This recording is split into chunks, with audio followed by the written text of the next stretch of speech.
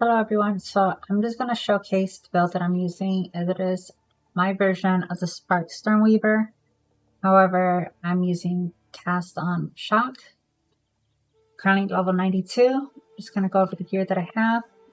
So in your second hand, you want a chiming staff and increased cast speed. The other stats don't really matter since we're just using it to cast Sigil of Power and Soul Offering and our debuffs. For primary hand, you want a wand, plus to all spells, max mana, and anything else that you can get is a bonus. You want spell damage, extra lightning damage, cast speed, mana regeneration, or crit chance. For a helmet, you want max mana, a max energy shield, increased energy shield, rarity of items is a bonus, and resistances. For a focus, you want plus rank to all spell skills, resistances, max energy shield, max mana, and increased energy shield. For our amulet, we're using Everlasting Gaze. This gives us energy shield since we're using Mind over Matter and Eldritch Battery. This allows us to have an energy shield. If you want to do more damage, you could take this off for another necklace. However, I'm just using it for more defensive. For our rings, we want max mana, cast speed, and mana regeneration rate, and any resistances that you're missing. And same with the other ring as well. Increased rarity is a bonus. For our chest piece, I'm primarily using this one because it does 60 spirit. You want 60 spirit, otherwise this build will not work. For our chest piece, you also want max energy shield, increased energy shield, and any resistances that you can get. For our gloves, you want max mana, max energy shield, increased energy shield, and any resistances that you can get, or a rarity of items if you can find one.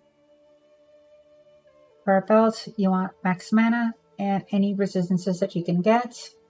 Ideally, you would want an ingenuity belt. However, I cannot afford one, so I'm just using what I have. For our boots, ideally, you'd want one that has 30% move speed and max mana. Other stats you're looking for is max energy shield, increased energy shield, and any resistance that you can get. And increased of rarity items is a bonus. For our charm, I'm using immunity to freeze, but you can also use a stun charm or the rarity of items found charm. For our flask, ideally you'd want one that has instant mana recovery. However, I have not been able to find one as of yet. For our skills, using Sigil of Power with Ingenuity, using Spark, Considered Casting, Arcane Tempo, Control Destruction, Inspiration, and Execute. This is for bossing. If I'm going to be doing mapping, I prefer Acceleration as this allows your projectiles to be faster, which means they can hit targets off screen. It just gives it more range. Lightning Warp, this is our debuff, how we're able to apply it. We have a Strip Away, Lightning Exposure, Overcharge, and Magnified Effect. So Lightning Warp applies exposure and it will apply shock. And we're scaling magnitude of shock. That's how this build does damage. It also does damage by scaling max mana. Our next skill is Flame Wall.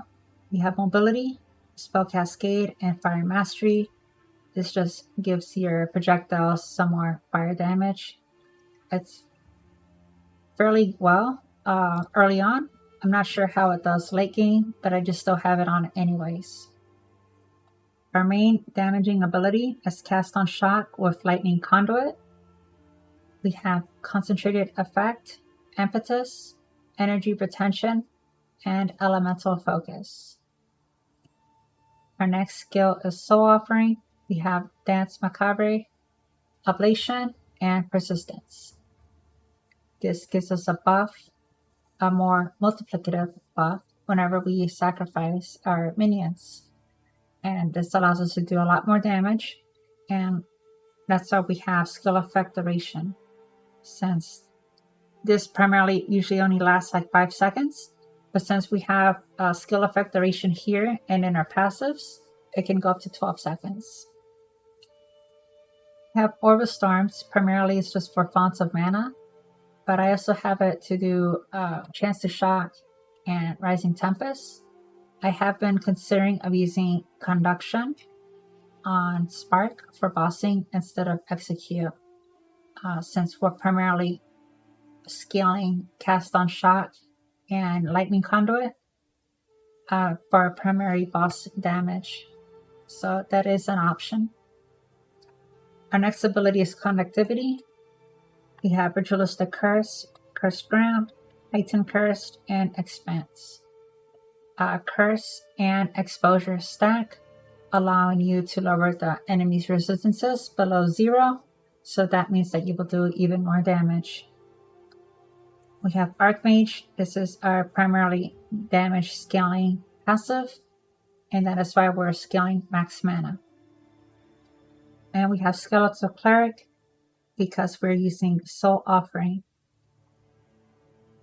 So how this rotation works is we cast Ball Lightning, we Lightning Warp to it twice, we press Sigil of Power, Conductivity, Soul Offering, Orb of Storms, and Flame Wall, and then we just spam Spark. So this is the rotation.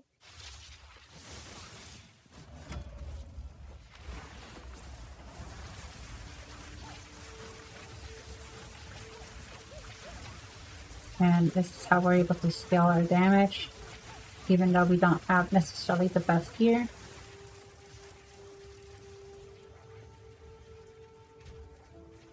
So this is the passive tree. We're Stormweaver. You have Scouring Winds, Strike Twice, and Force of Will. When you're starting off, your first 2 ascendancies, you want to get Arcane Surge and Force of Will. Your third ascendancy, you want to get Strike Twice. And your last ascendancy, you want Scouring Winds. This is an endgame build. This is not a leveling build. So the leveling path is different. But for our endgame build, we are scaling Magnitude of Shock. This allows our Lightning Conduit to do a lot of damage. That's how we have Magnitude of Shock. So we have Magnitude of Shock over here, right here, and up here. Since we're also using the Anoint of Frazzled, this also gives you more Magnitude of Shock, and some of our jewelry pieces also give you Magnitude of Shock. Other stats that you're looking for on jewelry is Recover Mana on Kill, Increase Energy Shield, Max Energy Shield, Faster Shield Start. Anything like that is what you're looking for ideally. If not, at least try to get 1.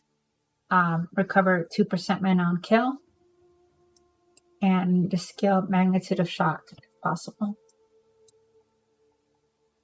This is my bossing setup. I have Invocated Efficiency and Dynamism. However, for mapping, I would prefer to get Branching Bolts, which allows your spark to chain, and this helps clear mobs a lot faster. And turn the clock forward, this allows your projectiles to shoot further. So what I would do is, this is my bossing setup. So if I'm not bossing and I'm just going to be mapping, I just take points out of here and I just put them back on here. For bossing, this doesn't do anything since it doesn't chain off yourself, and it doesn't chain off anything else since it's primarily a single target that you're killing. But unless the boss spawns enemies, this doesn't really help you out. That's why I take it out when I'm bossing. Projectile speed isn't needed since we're always like right next to the boss. and that's why I take this off when I'm bossing. But if I'm just going to be mapping and bossing, then just keep these on just for convenience. But if you're just primarily only bossing, then I would suggest invocated efficiency and dynamism. Other points that you can get is probably more exposure. So your exposures, they go from 50% to 70 and allows you to do even more multiplicative damage. The green here indicates our secondary offhand, and we're just scaling this because it boosts our curse and allows it to be more effective.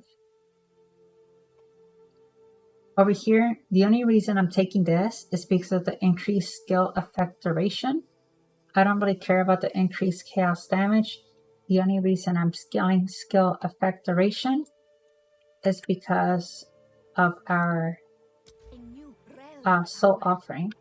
So if you look in the top left corner, when I cast soul offering, it goes up to 12 seconds. Well, it starts at 13 and then goes 12. But if I were to take off all the skill durations, your buff will only last for 5 seconds, and it will not be long enough to do your entire rotation.